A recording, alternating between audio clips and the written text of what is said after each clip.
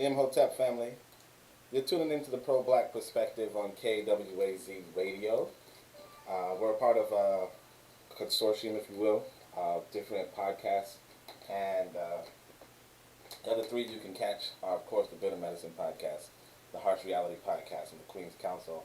Very excellent information in all three, so make sure you check that out, right? Today we're going to do Carlos A. Cook's The Black Woman. I know maybe a handful of people might have got a notification about the Zulu Warrior.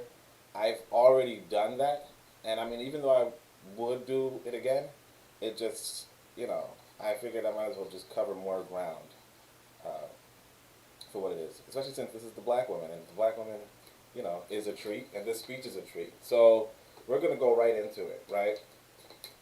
And, greetings to everybody. Hopefully you can come in, you can see what's going on. Some people might be waiting on the other one and be like, what? But it's all right. It's all good.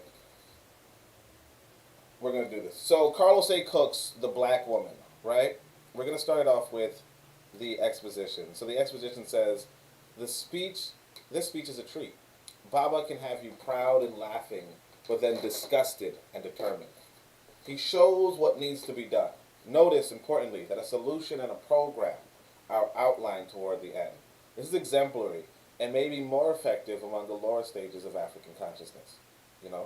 See the Pro-Black Compendium. So obviously, for those of you who don't have the Pro-Black Compendium, go and get it. For those of you waiting to get the book, the lower stages of African consciousness are the Ascati, the astute, and of course the activist, right? The activist is between the Ascati and the astute. And so those lower stages of African consciousness, this is an example that's more exemplary for them, The highest stage of African consciousness, as you know, would be the Ancobia, and maybe this might not be as effective, but all the same. So the scene of the Iceman is shameful, but it needs to be known that black men and black women are the most sexually desired people on Ptah. And Eurasians will use any machination to have the opportunity of a sexual experience with you, And that's something that, a lot of us don't really process, but we have that, we have that sex appeal that no other people can, claim. So they say you're ugly, but you have mirrors now and know this is to be false. So even though Wazungu will tell you that you're ugly, you have a mirror, okay? like go into reality, right? Miscegenationists are horrible, and Eurasianists are the worst. Eurasians are the worst. So never give your body to them, never. You must give your people a nation par excellence, and self-respect will be their inheritance.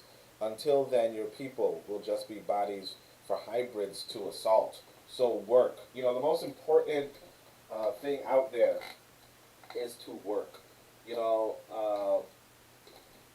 There are, this is going to be great words. This book is filled with words, but the words are here for you to work. It's really work that makes us the best, or makes anybody the best, right? It's going to be work. And recall that in the ancient Waset, that there was a proverb that went, qualities of a moral order are measured by deeds. So deeds are utmost. Let me see if it looks like I'm unconnected to the chat. Let me just write down in the chat, Hotep fam. Hopefully it can send through. But otherwise, let's go into it, right? So the oldest statue in the world depicting beauty and grace of the black woman can be found in the Sudan. Nefertiti, wife of one of the early African Nesutu of Kemet, has been labeled the Neteru of beauty down through the years. The Greeks Europeanized Nefertiti and called her Venus. Let me just double check that my this room is working.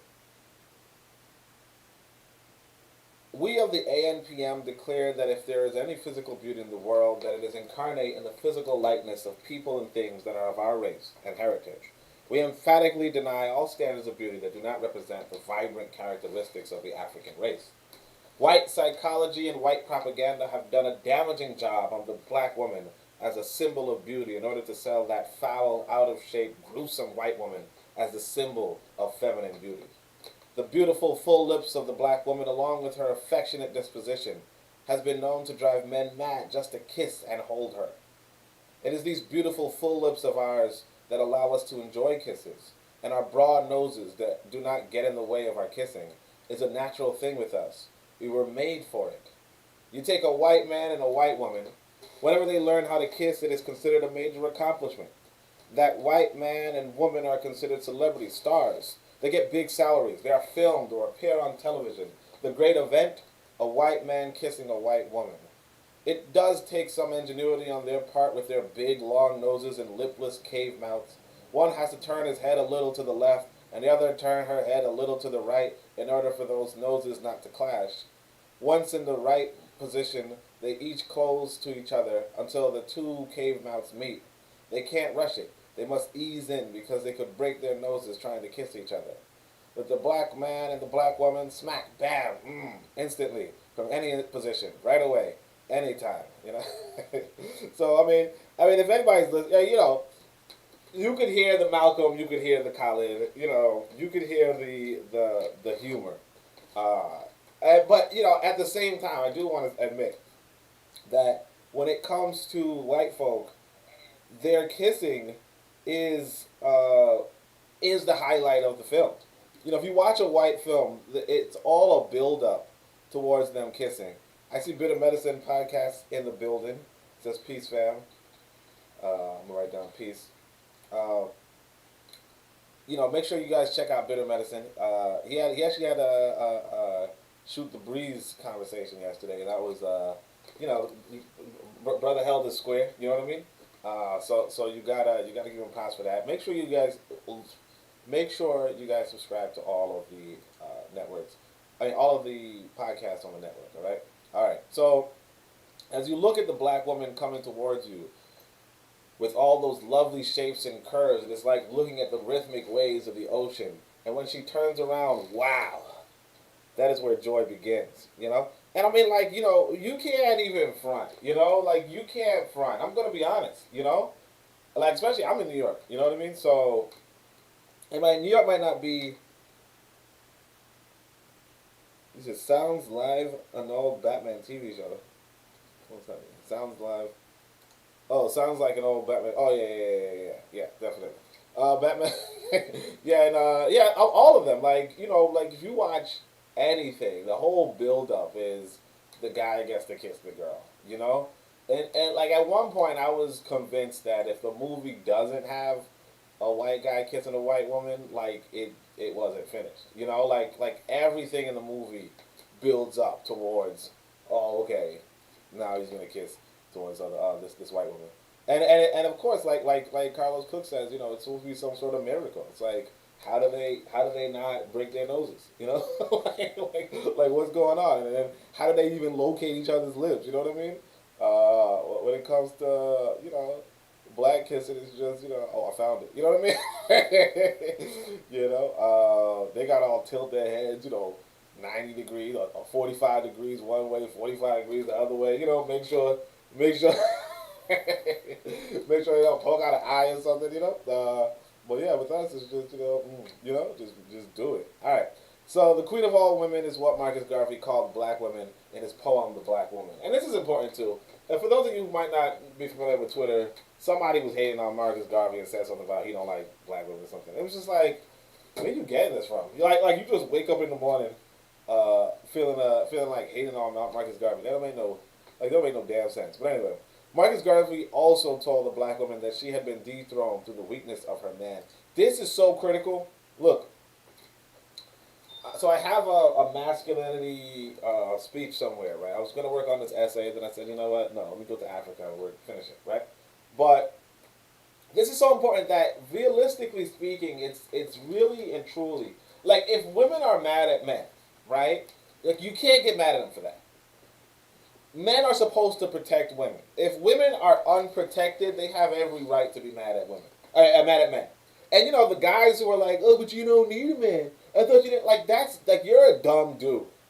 You know, like you have to be a stupid dude to tell, like, if a woman says something like, I don't need a man, that's fine. You're still supposed to protect her. You know what I mean? Like if, I mean, I think even this white boy, you know, like, give credit to this white boy, right? But even as white boys, like you can have all these peaceniks in America, like all these, like peaceful, whatever it's called, like no war, no whatever. But the white boy is like, even as a soldier, I'm still going to defend these fools for saying that they don't want an army or they don't want a military. I'm still going to be about defending my nation because that's my purpose. You know, if you're a black man and you're not, and I mean I'm not, you might even have to include me. I mean, I guess, but like if you're not actively defending your community, then like you can't necessarily say, oh yeah, you're a black man. And the trouble is this: that if you're in the West, like 80, like it's like a 90%, 95% chance that you're not actually protecting your community. Now there are exceptions, and some of the exceptions are actually detrimental to the community. Like I'm talking about, like let's say you a gangbanger or something. Maybe in your mentality, you are protecting your community. Really, realistically speaking, you're protecting the wealth of whatever leadership you might have. Or the wealth network of whatever leadership you may have, which isn't really the worst thing you could do. But of course, if your leadership is connected to the larger police infrastructure, so realistically speaking, you just kind of a scar. You know what I'm saying? Now, in your little subconscious, maybe I shouldn't say little subconscious, right? Well, I mean, in your subconscious, maybe you're doing the right thing. But realistically speaking, it does tie back to you. It does tie back to you just kind of defending the Scotty. And this is the same thing that you'll see in Africa, obviously. The same gang mentality will be seen, but they might have actual resources instead of imported drugs. They might have resources they're exporting as opposed to drugs they're importing. But at the same time, it's just bodyguards of a trade, and that's something that you have to understand too. That realistically speaking, you want to go back into simple terms, right? You want to go back into simple terms.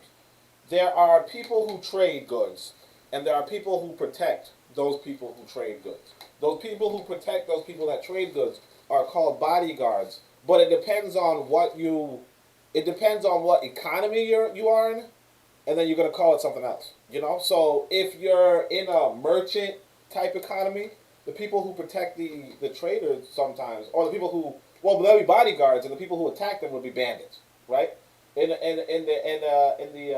ocean, you might have the people who attack them are called pirates, but in the and you might have the people who protect them are patrol ships or whatever. But the point is, then of course when you go into the urban city, you might have the police are protecting the merchants that you might call shops.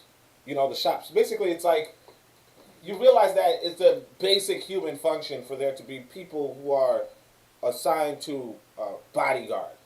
You know what I mean? And that there's other people who are assigned to trading commerce. Commercial activities. And those commercial activities in the hood, when you don't have any industries, might be drug trafficking, right? But in the Congo, as people who might have seen the documentary on the Congo, it might be coltan trafficking, So there's a big businessman who's selling coltan, internationally to, let's say, Microsoft or Apple or whatever. This person has bodyguards around him, and it's the same with the person in the inner city who's trafficking drugs, a la the police. The police brought the drugs in, I guess, right?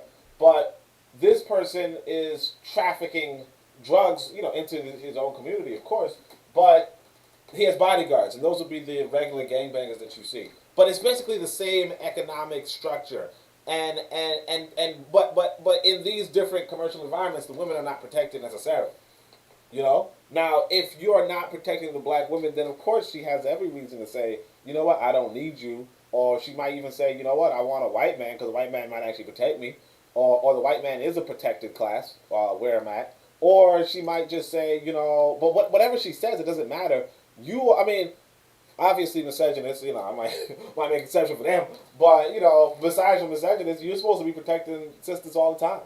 You know what I mean? Maybe you should protect misogynists too. I don't know. I don't know. Not to say I don't know, but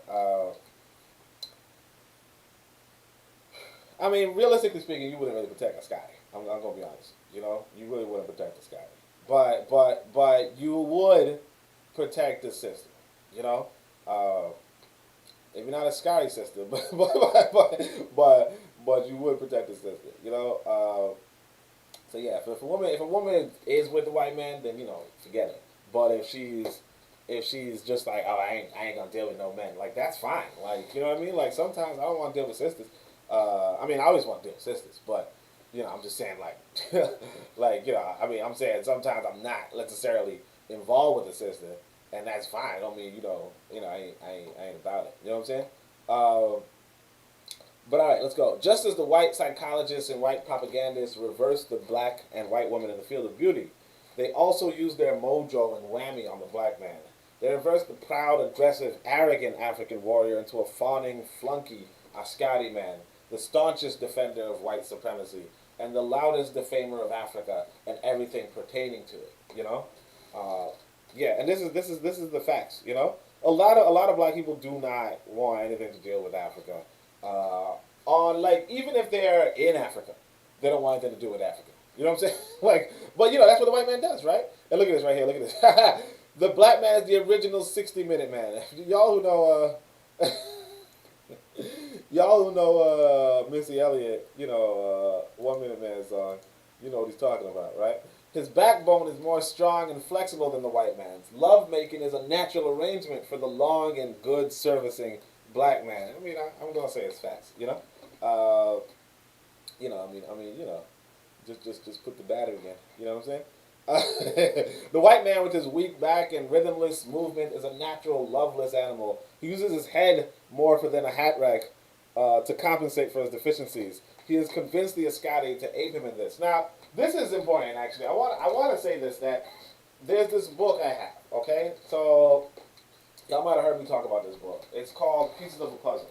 And the sisters, and here's the thing, too. All right, so if you don't know, I mean, I'll break it down. I mean, I tell you, y'all should have had this book. Y'all should have read it already, okay? But basically, he's talking about cunnilingus, okay? It's funny because I guess you could say I'm Jamaican by birth, right? And one of the things that people hear about Jamaicans is that they don't do cunnilingus. Now, I don't know to what extent that's true. I'm not going to comment, but whatever. But the point is that it's interesting because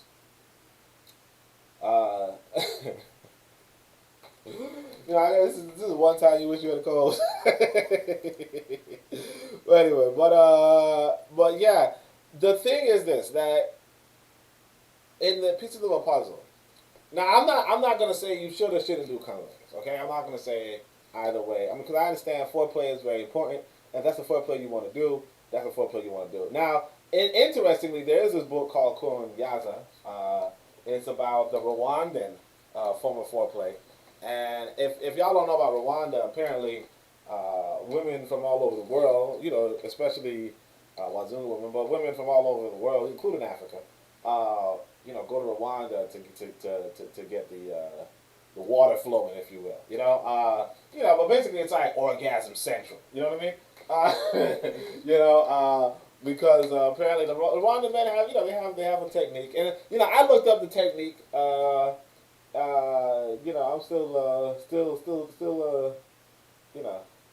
still giving the old college effort. But anyway, I mean, basically, I could, from what I could gather. Now, of course, I would advise you to get the book. And of course, if you want more information, you can go on the Discord. I actually have a channel about the sex education and stuff. Because there's other stuff going on about like the Mombasa Rasa. So like there's like in Kenya there was this woman demonstrating some sexual techniques on like Kenyan television. And so I have the YouTube clips in the Discord. Oh damn! Look at my Discord blowing up. Anyway, yeah. What were we talking about? So yeah, Kunyata. Basically, I'll tell you a long story short. What it seems like is, cause we all adults, right? I mean, if you ain't adult, now's the time to get out. You don't have to hear this. You read the book, and but whatever. Look, I'm giving you 5 seconds. If you ain't old enough for some, don't worry about it. You learn the African nationalism elsewhere, okay? Like you can learn the next video or the video prior, but you gotta go whatever. All right. So the kids is gone. All right. So basically, you would take the you take the tip of your penis, I guess, and rub it on the, and stimulate the woman's clitoris that way. So, it's like instead of using your tongue, as a white man would convince you, you would use, that, and there might be more to it, a wider method, but yeah, it's a thing to definitely stimulate a woman's orgasm in a sense.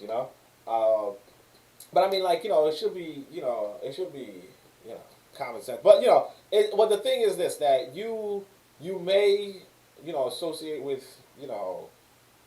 what they, because one of the things that as a young, like when you grew up in America, that you don't really get sufficient sex education, so you might be looking at, pornography and so on and so forth, and because of that, you may, be, face down or whatever, right? And I'm not saying don't or do. I'm not going either way on that. But the thing with this other book, what the sister's saying, is about this book called Piece of a Puzzle. She's telling us that a lot of times what this white man is doing is he's doing this kind of language, right? But he's doing like all sorts of alternative things, to one obviously to make up for his deficiency, his rhythmless and weak back, but like it has also another part of it in that it gives that sexual confusion to a woman. Because one thing you got to know is that if you are using your mouth, right,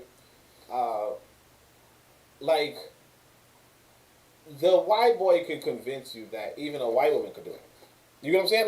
Like basically, there are things that only a man and a woman could do, and then there are things that, I don't want to say it, but you understand. Like there's other parts that, so that's really like a part of it too. And what's interesting is that when you read, because the book that I'm talking about, Piece of a Puzzle, is not the sister theorizing, just writing. What she's doing is she's interviewing people, and she's asking them pointed questions, asking them direct questions, and they're giving direct answers. So they're like, yeah, they were doing this kind of sexual confusion. They were, promoting me to do, lesbianism. They were doing, like they were suggesting, I do this foreplay with another person or bring another woman and blah blah blah. And it's always like pushing the boundary and making it so that I mean, because other people might do the back door. You know what I'm saying? As they call it. I mean, you shouldn't even have a colloquial for it. I'm just trying not to say it. But you understand what I'm saying? Like, but that's like to me, that's some gay stuff. I'm sorry if that's what you're up to. I mean, that's whatever. But like, sorry, boss. Like that don't sound right. You know what I mean? Now I mean, of course, I say all this. That pandemic data. Now for me, it's like if you yeah. But I mean, long story short, yeah, I would not. There's a lot of confusion. Like there's a lot of confusion that this white boy would do, and we kind of have to, we have to kind of be mindful of that. Now of course I'm not going to openly say, oh yeah, I don't want to deal with no oral one way or the other, because you never know who's listening. But you know what I'm saying? But I could say that, yeah. I mean, like there is some Wazungu stuff, and I do recall, at one point I was talking to some sister from Africa, and she was like, they don't do none of that stuff where she's at. You know what I mean? Or she don't do none of that stuff. She said some people do, obviously, but she don't do none of that stuff. And it's like, now of course, I mean, like, you don't always gotta copy everything in Africa. You know what I'm saying?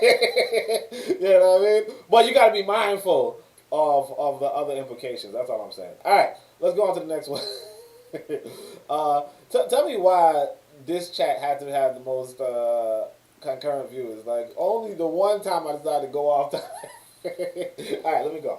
All right, but anyway, I appreciate everybody showing up. So make sure you drop some likes and all that jazz. And of course, try to pick up pieces of a puzzle.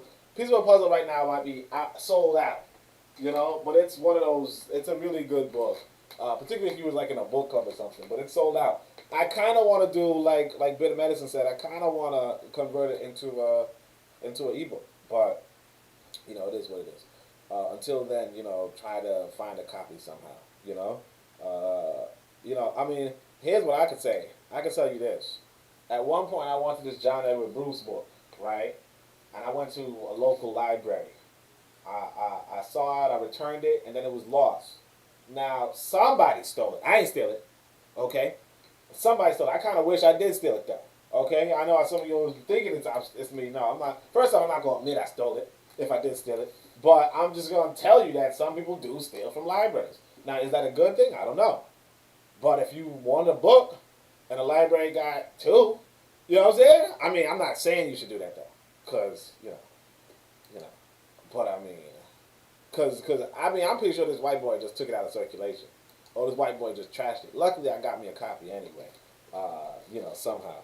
But it is what it is. So let's go. The black man's weakness has caused him and the black woman to be dethroned, and he has lost the respect of the unknowing and non-thinking black woman, which is the majority of them. The behavior of the black man does not inspire respect. The same is true of the black woman and child. And this is what you have to understand. In fact, he's gonna explain it. In the South, he is very passive, quiet, and obedient in the company of whites. You would think that the Ascati man was made of grease by the way he slides to the back of the bus and public carriers and quietly sits in his designated place. The same Ascati man comes to Harlem and knocks down everybody in his way getting on the bus. He is loud, boisterous, vulgar, and is ready to challenge the world. His aim is primarily to hurt black people. And you know, these are facts, man. Like this is the thing I tell you, look, these are facts, okay? Here in Brooklyn, matter of fact, right? I remember seeing this brother. Now, this brother's walking down the street. You know he's trouble. Okay? He's walking down the street just boisterous, aggressive. You know he's finna do something, right? And then he's walking by this, he's about to walk into this corner store. And then he sees these two police officers trying to walk into the same corner store. And I tell you, this man turned to a gentleman. You know, how you doing, sir? You know, opening, holding the door for these police. And you're like, this dude, same dude. You know, if I was there, he'd be like, get the fuck out of my way. And, you know, I mean, I'm not saying he would. But, like, and maybe not to me, per se. But, like, to some black person, he's going to be F, N-word, you know, all that, right? But then when he see these white police, and it's like, look, it makes sense. White police ain't, you know, necessarily people you looking at. You know what I'm saying? It make a little sense, you know? But the thing is this, that if you're doing that in the community, right, ain't nobody going to respect you.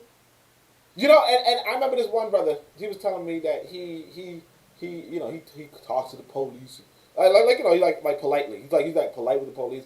But it's like, if you're polite with the police and you polite to everybody, that's decent, okay? But if you are polite to the whites and impolite to the blacks, then something wrong with you. And that's really like how a lot of us are. So it's like, you know, when he says that the black man, the black woman, the black child don't inspire respect, you know, he's speaking facts. You know, it's really hard. And of course, he's talking back 50 years ago. But it's still, to this day, it's like really hard to respect people when they're like in a subordinate position and they act like subordinate.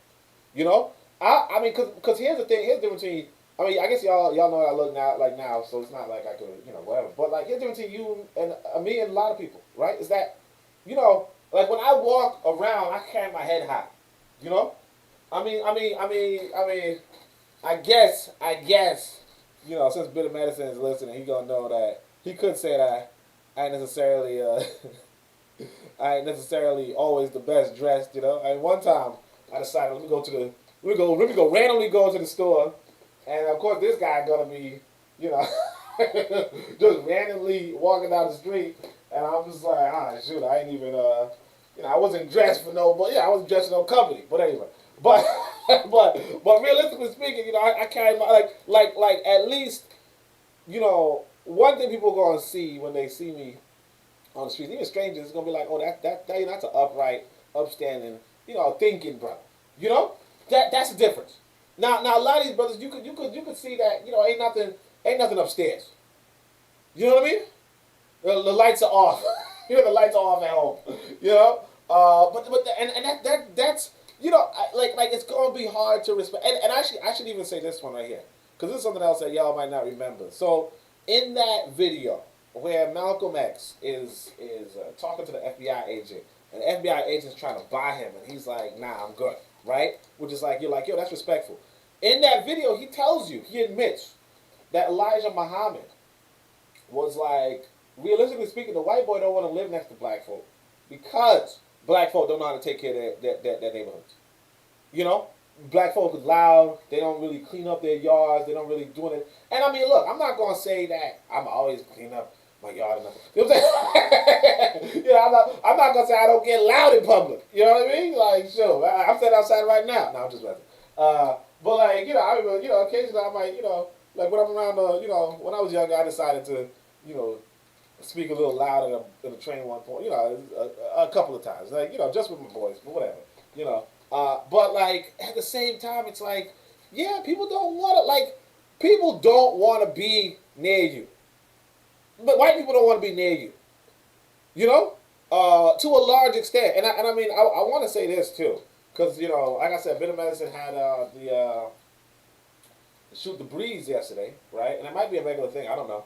But he says on Saturdays he might just do a regular shoot the breeze. So make sure y'all check him out because he's on 3 times a week. You know. So make sure you check him out. But, you know, then the Shoot the Breeze, you know, I think they were talking about white folk going to space, right? And they might, like, they know about different planets that they might, you know, want to go, habitate, right? And it's like, and you know, one of the listeners, you know, Dorico, said, you know, they're not going to tell us, you know, what these planets are or where they go, you know, blah, blah, blah. And it's like, yeah, man. This white boy leaves the planet Earth. You know, I know a lot of us are gonna want to go with them, but they don't want you with them. You know what I mean? Like, why would they do all this damn science? You know, bring all this food to go share it with you and have the same problems here on Earth? Like, come on. You know what I mean? If they do bring you, you're gonna just be a concubine. You know, you're gonna be the lower class in space too. If they bring you to another planet, you're gonna still be the lower class. You know, so you just gotta leave them alone. Real talk. If they go and say, look, I'm gonna fly out to the next place, you say goodbye. You know what I'm saying? Like, hopefully they'll destroy the planet before they go. But you just wave, you know, Japanese sayonara, and that's it. But anyway, yeah, he's whatever, right? And so he's being denied the protection and dignity that is due her. The black woman diverts to a scrounging 2-bit prostitute for every white derelict that comes into the black community. When the black woman is downtown, she openly ignores and disrespects a black man. Damn few of them will speak to a black man downtown. And again, this is another fact, obviously. You know, 2-bit prostitute, like that's OnlyFans right now. You know what's interesting? I told you guys before. Okay, I told you guys before. When I don't know how, I don't know why, this sister could not tell that I was a black man. You know, we were doing a language exchange. It's like a language exchange site. You know, for those of you who don't know, I don't know if it's for every language, but there's like a website where you can do conversation exchange. So I went on the website, found me, like you could tell you could tell their age and their gender. So I was like, let me just get a sister that's around my age, you know. Anyway, and, you know, not for nothing like that. It's just, you know, like, I mean, because you know, like if you like here's the thing. I'll explain it this way, right? When you learning something, it's, well, I mean, it depends on like what kind of support system you want. You know, do you want a brother laughing at you, or do you want a sister laughing at you? You know what I'm saying? Like that's the only difference. You know, do you want a brother do you want to? Because the thing is that I know I'm not gonna be too serious. You know, I'm not gonna be putting my every effort. Do you want to waste a brother's time or a sister's time? You know what I'm saying? So like, I mean, it's like, yeah, sure, I'll waste a sister's time. Anyway, so. But the sister, you know, she's a married woman, so it's not like that. You know, of course I didn't know she was married, but still, it's not like that. You know. Point is that, you know, this sister, she ain't know I was a black person, and she didn't even say she was married at the time. So she thought I was a white guy. She there saying, "Oh, come to Africa, and you know you're gonna enjoy your time. You can even stay where I'm at. Come to Africa, blah blah." I'm like, what? And I'm like, hold on a second. Because she thought I was a white boy. Right? She was inviting me to Africa to stay at her place. Even though she a married woman. You understand? And I mean, I don't know if y'all remember, there was this video of this dude, like it was going around that this white boy was sleeping with multiple women in Kenya. Uh, uh, and some of them were married. But that's what, first of all, that's what happens when the woman is not protected, but also when the economy is terrible. The economy, I want y'all to understand as men, the economy should be shaped such that only men have to work. And and I'm not just saying that because, I mean, I could say that too because, if you look at these Euro Jews, right, that's how they operate too. I'm not saying that you want to copy them or anything like that, but it's just realistically speaking, you do not put your women or your children in the presence of white folk. Okay? You don't put them in the presence of your enemies. So they don't have to work. You got to work. You got to go engage with your enemies. If they do work, if the women do work, you want them to work inside the community strictly. You understand? Or if they have to go outside the community, you got to have bodyguards. They have to have bodyguards. What you have now is unprotected women. Even if you are a married man, right? Let's say you're a regular family. You're a married man, and you go to work and your woman goes to work, right? For 8 hours, right? For 10 hours. Because let's say she commute for an hour or two, whatever, right? For 10 hours, you don't know where your woman's at. Every day. You don't know where she's at. You don't know what she's doing. You don't know what's going on with her.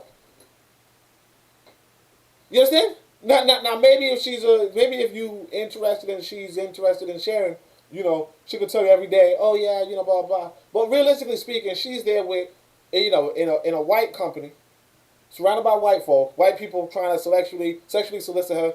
Some of them successful because you don't know. You over at your job. You know what I'm saying? You over at your, you getting sexually solicited. You know what I'm saying? Right? You know what I'm saying? And you ain't as attractive as her. You understand? But yeah, every 2 bit, like I tell you, man, sometimes you be logging on, I mean, I don't see it on Twitter, I'll be honest, but like a lot of people just doing the most, like these women just, shaking their butts or playing around, but whatever they doing, like they doing this because they ain't no real economy for them, I actually saw somebody, some of these sisters, like the Instagram women, right? They were sharing the text that they had. No, I think some dude shared the text that he had about her. And he's like, hey, I want to spend this much money for access to you. And she's like, sure, I got my limits. You can't pee on me, and you can't poop on me, and you can't vomit on me. But you can do anything else. He's like, even this? And he says the most obscene, absurd. She's like, yeah, you can do that. Just going to cost you a little extra. That's how this world is operating. These women now, they look good. Or they nicely shaped. But shameless. Because, like I said, if you had a community where she don't even need no money, where everything is handled for her, that wouldn't even be happening. So if you gonna log on and be like, yo, look at these women, they ain't got nothing to them. No, fool. Where's the economy you got? If you ain't got no economy, then you the problem, not her. What's the word for cupcake? That's why let's see. I didn't know this. Does he not want that at all? Agreed. Yeah, the word for cupcake in there. You know what I'm saying? I mean, I wish I knew. I ain't get too many lessons. All right, but let's see. Many black women are onion sack mammies in the community today. You see her getting up early in the morning before the white man's store opens. She goes to the store and knocks on the door. The white man lets her in and leads her to the onion sack in exchange for some groceries. And look, this is not no lie. I'm telling y'all, this is not no lie. Because I remember at one point I was sitting in this car.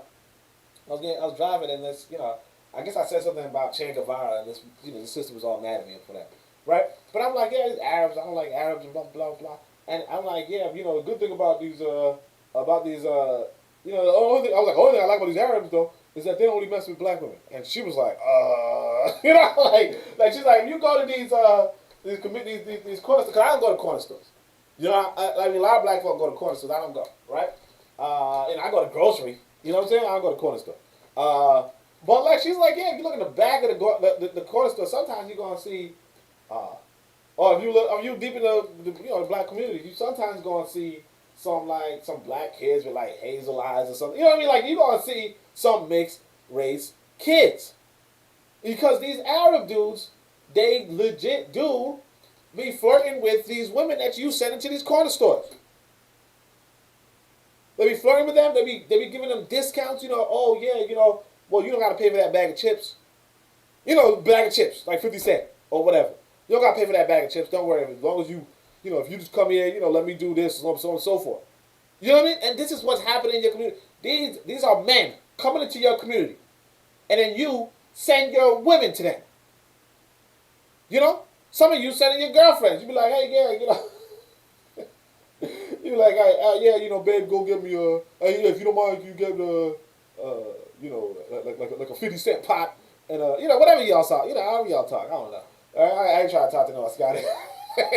But anyway, but like, let me go 50 cent pop, whatever. Then she come back with a dollar pop. You know what I'm saying? She come back with a pop, if you will. You know what I'm saying? So some of you raising his baby. And he been messing with her since she was, like he knew her from the time she was 8, because y'all been saying that since she was 8. The time she's 13, he's like, he already done had a piece. You understand? Because he's in the community. He's in the community longer than most of you. You know what I mean? A lot of times you go in the black community, some of y'all going away for like 10 years, come back. This dude's still there. You know? Somebody was saying that, if you was a corner store guy or whatever, you would see kids turn from ordering, I don't know what y'all do. Like I said, I don't go to corner store, but the pastry, the little pastry that's whatever. You eat the pastry and the soda, and then you come back, like 5 years later, or you're going consistently for 5 years, but now you're ordering cigarettes and lotto tickets, and they see community growing. But like I said, if you look in your male perspective, you're looking at the men, going from this, but the females, they're going from ordering this to tampons. Oh yeah, the guy might be ordering condoms. The females ordering tampons. The same dude is in the community looking at her, and she's, sometimes they walking in, with booty shorts, and sometimes they like low key flirting with this guy, cause he's an authority or a symbol in the community, right? And you ain't got nothing, you ain't got nothing. You sure. Of course, Carlos Cousins talking about the white man, but this is all these people, the Chinese, the thing, everybody. Black women be going to these stores. I know disrespect to black women, but they go into stores like sometimes flirting with these dudes, and the dudes ain't going. They're not stupid. Like he don't. Even if he got a wife, he's gonna be like, yeah, I want to get a piece of that. Like he's on Earth one time. You know. Anyway, these big fat-bellied Eurasian merchants flatter the ignorant black woman while selling her meat and other products. While Angie is giggling and squirming over the flattery, the Eurasian rests his big fat belly on the scale and charges the dumb Askari for 2 pounds of his belly. He also has some lead weights that he slips on the scale. The Eurasian is a short weight artist, and Angie is the world's biggest sucker. And again, like I said, this is just true. Like these men, because like if you're in a position of power, in a sense, relative local power, you can overstep your boundaries.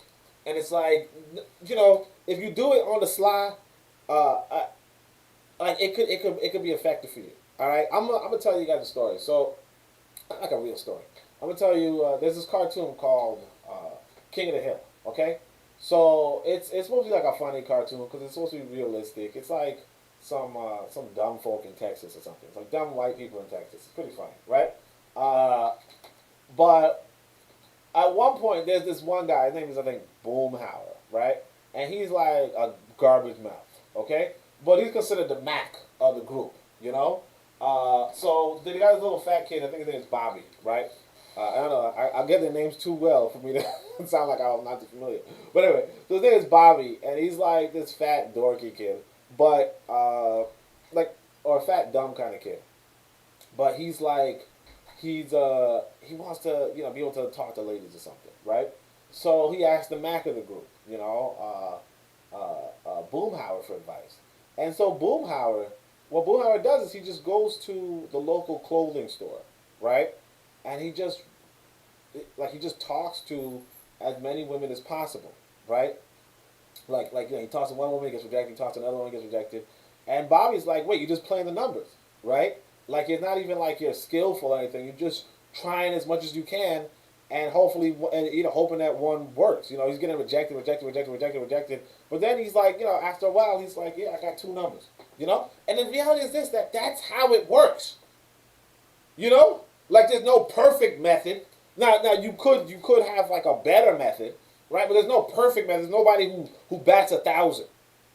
So what you would do, especially in the West, is that yes, you would try to talk to as many people. So sometimes I would see brothers standing outside the subway, and they see the sisters walking out, and they just try to talk to them, blah blah blah, and just try it. And of course, if you tone it down, and you are in a position of authority where the woman's coming to you, it could be effective. It can be very effective because you're going to talk, you're going to say something, you're going to get the right one. You're going to be like, yeah, you're cute, blah, blah. And she's like, somebody be like, oh, yuck. Yuck, you old, greasy man, do not talk to me, right? Now, they might not be too offended because, again, you're servicing the community, right? Or you're the only service they have. They can't just, F you, I'm not coming to your store because then they're going to be out, right? But they might be like, oh, no, thank you, I'm blah, blah, blah. But some people are going to be like, oh, thanks, you made my day. And he's like, well, then you just advance, escalate, and sure enough, you're going to have that woman. And of course, this is why I say, like you don't want these Arabs in your community. Like, you don't want any Eurasians in your community because they will take your women. Or they will take some of the women. And that's just one of the facts of life. But all right, check this out. So before the Italian-Ethiopian War, the Italian was the major ice cream man up here, and he had a field day with the Askari woman. One day, a black man was coming out of the subway and struck up a conversation with an Italian iceman. During the course of the conversation, a black woman from across the street waved toward the black man in Italian. Not knowing that the woman was the black man's wife, the Italian remarked, I hope that she has some money the next time I deliver the ice. Her big ass is all right sometimes, but I need money. I'm tired of her ass. I need money. So if y'all heard that right there, okay. I might have to reread that one. Okay, y'all heard that one. Before the Italian-Ethiopian War, the Italian was the major iceman up here, and he had a field day with the Askari woman. And figure that right here. See, notice the timing too. The Italian-Ethiopian War. That's one thing I got to give Carlos A. Cook's props for. When the Italian-Ethiopian War hit off, he got rid of the Italians. He said, look, no, they are fighting. These people are fighting African people on the continent. Now, today you're going to have black folks saying, oh, Ethiopia's not even an African country. You know what I'm saying? Like this is the solidarity we got today. But back then, he was like, no, look, Ethiopia is an African country. If these Italians are fighting Ethiopia, they are fighting all of us. Get them out of Harlem. And that's what you got to do. Sometimes you got to just take the context. You hype up whatever's going on in the Arab world. Palestinian just beats up a black kid. You hype that up. You put it on freaking blast. And then or even police. Oh, it's a Chinese police. That watched on the side of George Floyd. Right? You just say, look, these Chinese. Look what they're doing. Or the white police. Whatever. The point is that you hype it up. But he says, look, he did that, right? But let me tell you the story again. One day, a black man was coming out of the subway and struck up a conversation with an Italian iceman. During the course of the conversation, a black woman from across the street waved toward the black man in Italian. Not knowing the woman was the black man's wife, the Italian remarked, I hope that she has some money the next time I deliver the ice. Her big ass is all right sometimes, but I need money. I'm tired of her ass. I need money. So this dude, right here, this black man is having a conversation, a friendly, cordial conversation with this Italian man. And the Italian man is screwing his woman for some damn ice. You know what I'm saying? And he's like, yeah, and apparently, she got a nice body. I mean, she might have a nice body. I don't know. You just said her big ass. I don't know. Maybe she got other stuff. But he's like he knows he knows what's good. He knows his sister's nice. And he's screwing this man's wife while talking to the man, not even knowing. They don't have no respect for nothing. And I mean, maybe the sister didn't even tell her that she's married. Maybe she did. But this is what's going on. And this is happening to this day. You know, a lot of you, like I said, a lot of you, you know, you go to work, and then you have some other guy come to your house, you know, deliver the ice, and you like make sure you, you know, you're like, I don't have any money, but you know, well, hopefully, you know, the nice man's gonna be a nice guy this week. She's like, yeah, he's gonna be a nice guy. Don't worry. Yeah, and look, I mean, because some of you might be like, well, is this a joke? No, this is what I'm trying to tell you. Because one of the things I put in this book, right? So make sure y'all pick up the book, right? One of the things I put in this book was I was reflecting on this thing that Alton Maddox would tell us. Okay, so he's the attorney at war. He's a solid brother, right? He would tell us that when he was in the South, right, like back in the day, right, he would see a white man knock on a black man's door, tell the black man to get out, right? And then the white man would spend a few hours in a black man's house. You understand? With his wife. And he would see this from his window like, damn. You know? That's what's going on. Like, this is what's going on. You got to understand. You know, and I mean, just to bring the point home, you know, for those of you who might not be a bit of a cold game, but you might not be processing this, man. I remember I was telling the sister about how, you know, somebody pointed out to me that they like to this day, white folk is like trafficking children up in Queens, I think, or something like that, or you know, some part of whatever, right? And some part of Brooklyn, but I never went there, obviously, but and I don't remember the area, but yeah, I remember somebody saying that they were just like, yeah, it's well known that you could see kids, you know, just like holding hands together in the middle of the night, walking from car to car, whatever. I don't know. Like, you know, it was a long time I heard this, and you know, I mean, I was concerned, but I just, you know, I wasn't like finna pull out a pen and paper while people were talking about how to solicit children. You know what I mean? I wasn't gonna do that. I wasn't gonna commit it to memory. Anyway, but you know, you're gonna look kind of. I wasn't gonna ask any questions afterwards. You know, I mean, that's just, yeah, you know, when you're younger, you kind of have insecurities. You know, you don't want anybody to think nothing of you. You know, you just out. I was just outraged, real talk. But anyway, point is that this sister, I tell the sister something. She's like, yeah, I know, you know, that if you go to a bridge in Brownsville, it's like, I don't know. I've been to Brownsville. I ain't really seen no bridge. I don't know. Oh, maybe she's talking about the train overhead. But anyway, but like there are bridges around, you know. But like she's like, if you go to the underpass somewhere, right? She's like if you like, not only will you see, you know, like sisters trying to sisters being sexually solicited by, you know, white men, but you will see, for instance, she said that she had like a Jewish man, you know, sexually solicit her while she was walking, you know, around that area, right? And you know, she's not a prostitute. She did have a nice body, not whatever. But that's what it is. That's like, and of course the Jewish man is doing what I said, boom, how I was saying, like, you know, just playing the numbers. You know, you sexually solicit enough women, you know, one of them might just be a prostitute. You know what I'm saying? If that's what you think. But the thing which you gotta understand with these Jewish men is that a lot of them have wives at home. You know what I mean? A lot of them have wives at home because, you know, you go through their community and you see it, right? A lot of them have wives at home, so it's just like they're doing this, you know, notwithstanding the basics of the family, but because they understand, look, you know, like I said, the black woman is the tree. She's the tree. She's like, you know, if you look at this other book, like I said, apparently there was a quote, like there's a proverb among white people that you're not a man until you slept with a black woman. I don't know if that's true. I never heard of it. Of course, I'm not a white man, so, you know, I probably wouldn't hear of it. But, you know, that's the thing that they used to say. Now, of course, I heard black men say the same about white women. I did hear that, you know. So, you know, it is what it is. But, yeah, that's like the underbelly. Maybe some of y'all, I don't know if I broke bro code, but I mean, I'm not going to, but it seems more like a Scotty bro code, if anything else.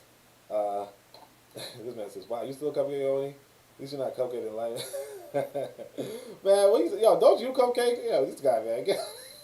Alright, the black man can remove his weakness and the gross disrespect shown him if he would implement the Buy Black campaign. The implementation of the campaign will make the black man the winner, controller, and dominator of the commerce, business life, and body politic of his community. The black man can give, and I mean, I want to say this though right here. Buy Black campaign, I think I pointed out in this book at another point, it's really not the most effective thing you can do. Buying black in America, like you got to get out of America. Buying black is good. Uh, I mean, like I said, if you want to go by African consciousness, so if you were to say buy on Cobia, that'd be a little better. But again, buying black doesn't really mean much in the sense that if you're not manufacturing people, if you don't actually produce things, then you're really just paying more for the same thing, And then maybe you might have some of the money, like more money's going towards black hands, which is good. But it depends on who these black people are. Because if they are just going to put their money back into white folk, then realistically speaking, yeah, you might be supporting a black family, but at the cost of your own dime. So what you would want to do is unless the only time you'd want to support somebody is if you know that they have that good African consciousness, which again is a rarity. I want to say this because since Mchaka's here, and Mchaka for some reason is an Umar fanboy, right? He's like, no, I'm not. Yeah, okay. All right, but anyway, yeah, I remember I was watching this video about this new political party in Africa, and I was like, oh, it's a continental political party in Africa. It sounds like it's going to be a good thing. And the dude's like, so the sister, it's Pan-African Daily. So the sister's like, who are the teachers? Because I hear you got teaching courses, you got courses, people to learn before they can officially be a part of the party, right? And she's like, yeah, the guy's like, yeah, we have a bunch of teachers. One of them, I already spoiled it. One of them is Umar Johnson. And I was just like, shit. Like, Umar Johnson gonna be like, how y'all got Umar Johnson before you got me? Nah, I'm just like, all right, but anyway. I'm Johnson gonna hate. Oh, you gonna say something. All right, wait, let me just get my hand quick on the delete button. Let me see. KW Don 7's here. Yo, KW Don 7, what's good? All right, we have picked up debaucherous habits being in close proximity to Urugu. Yeah, exactly. All the time. Like, and Urugu, if y'all saw the Urugu video, chapters 3 to 5, yeah, Urugu has the way how the city is set up. Like, just being in the city, you are inundated with images of Wazungu's, mentality, or the Wazungu's, well, she would say Otuma Rojo, but just you're just inundated with that image. Like the whole city, she said, was media, So the whole city is like a buy white campaign, So I mean, and like the sister that was there, Cicely, she was saying, look, part of it is that you really gotta get out of the city. You know what I mean? Like you really gotta get out of their cities, if nothing else. And even just implementing something in their city, like a buy black campaign, is still going to have you in their city, and you're going to still get inundated with their tactics. But anyway, let's see. The black man can give the black woman the protection and dignity she deserves. He can have her treated like a lady and have the black children accorded the condescension that children are entitled to. Buy black is the key. It is the scientific way to be freed. One cause, one goal, one destiny. So, I mean, for those of you who don't know, you'll notice that he doesn't say one God, one aim, one destiny. I mean, I agree with that too. I don't want to say the G word or whatever. I mean, I just did, but But yeah. Whoa, that was good. So yeah, that was the whole thing. If anybody likes it, doesn't like it, let me know. Obviously, drop some likes on this video. Tell me why when I stopped talking about sex, people left, but like I don't know how y'all knew I was talking about sex, and then but okay, it is what it is. Or maybe it was the kids when I told the kids you gotta go. Maybe that's when they did. It was just like, oh whoops. So shout out to all the kids who listen to this podcast. But otherwise, yeah, that was it. So like I said, the Buy Black campaign. You really want to repatriate, set up a good source of income. Set up a political party, or involve yourself in political parties and that kind of stuff. You really want to do a lot of stuff on the continent, and the continent mostly because it's a black majority and a huge amount of black people. As opposed to the Caribbean where it's a black majority but it's a small amount of black people. Jamaica has like 3 million people. And I don't know off the top of my head, but I think like Lagos has like 14 million people. You know what I mean? Like it's like if you're like the mayor of Lagos, you can probably do a lot more than if you're the president of Jamaica. So let me look at that. Lagos population. Yeah, 14 million. Yeah, so it's quite a few people. The metropolitan of Lagos is 21 million, which is it's the second largest metropolitan area in Africa after Cairo. So, the point is that you could have quite a few power, quite a bit of power. So, Bit of Medicine says cool to see KW down 7 and Chaka 97. But yeah, it's always good to see those. It's always good to see everybody. But thanks everybody for listening. Thank you for joining me. Obviously, I'm gonna be here. Oh, next Sunday with Urugu. So if you haven't read up to chapters 6 and 7, now is the time to get on that. But otherwise, I appreciate everybody for listening. And looks like next week is going to be Ya Santava. Ya Santava. So if nothing else, you want to check out this book. Get this book however you can. It'll be on Amazon for most people, and all that. But otherwise, Shemiam Hotep, Uncle Ja, Seneb Neb, Amen, Ma'a, Dua Nature.